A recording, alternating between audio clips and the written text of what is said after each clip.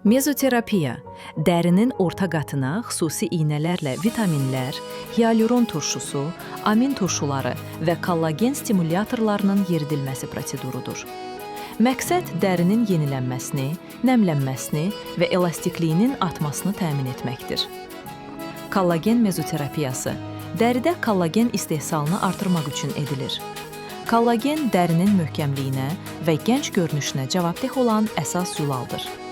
Yaş artdıqca kollagen azalır və nəticədə sallanma, qırışlar və elastiklik itkisi yaranır. Mezoterapiya zamanı tətbiq edilən maddələr dərini oyadır, kollagen istehsalını artırır və nəticədə dəri daha parlaq və canlı olur.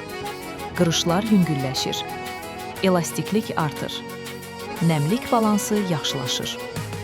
Prosedur adətən 7-10 gün ara ilə 4-6 seans şəklində edilir.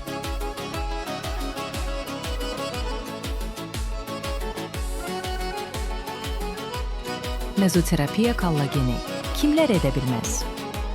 Hamilə və süd verən qadınlar, həssas dəriyə malik ağır allergiyalı şəxslər, dəri üzərində aktiv infeksiya, irin, herpes olanlar, qan laxtalanma problemi olanlar, hemofiliya və s.